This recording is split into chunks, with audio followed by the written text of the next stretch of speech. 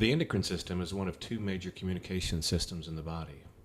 We've already talked about the nervous system, which is a complex network of neurons that allows very rapid transmission of signals to different parts of the body.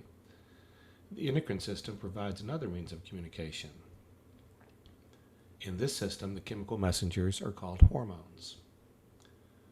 Hormones are secreted by endocrine cells and carried through the blood to their target tissues. There, they produce a response by binding to specific receptors. An important concept is that a cell will only respond to a particular hormone if it has the appropriate receptor. As we look at the endocrine system, we'll see many endocrine functions are regulated by a structure within the central nervous system called the hypothalamus. In this picture, the area that's shaded darkly is the hypothalamus, and just beneath this is the pituitary gland. The pituitary gland is divided into two major components. We have the anterior pituitary and the posterior pituitary. The hypothalamus, as we see, is located above them. Within the hypothalamus are specialized neurons that synthesize hormones. Two of these hormones are transported down the axons of these neurons and stored in axon terminals within the posterior pituitary. Because these hormones are produced by neurons and released into the circulation, we can refer to these as neurohormones. One of the two major hormones released by the posterior pituitary is one we've already discussed in the renal system, antidiuretic hormone, or ADH, also called vasopressin. The other hormone, oxytocin, is one which we will not discuss in detail in this course.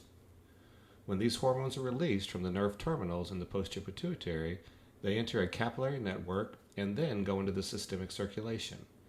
They can then travel throughout the body, and they will exert their effects wherever the appropriate receptors are present. The anterior pituitary is organized differently. In this picture, you can again see the posterior pituitary with its axons extending down from the hypothalamus, where they will then release their neurohormones into the capillary network. With the anterior pituitary, hypothalamic neurons instead release their chemical messengers into a capillary network near the hypothalamus. This capillary network drains into vessels that then travel to a second capillary network within the anterior pituitary. A vascular arrangement such as this, in which one capillary network is connected to another, is called a portal system.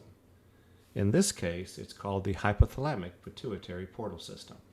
This arrangement allows chemical messengers released by the hypothalamus to be delivered directly to their target cells in the anterior pituitary, rather than first being diluted throughout the entire systemic circulation.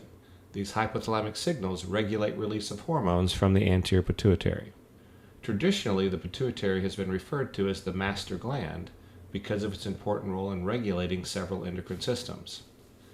However, not all endocrine hormones are controlled by the pituitary, and, in fact, the pituitary itself is regulated by the hypothalamus and feedback from the peripheral endocrine organs. We will explore several of these relationships in later lectures.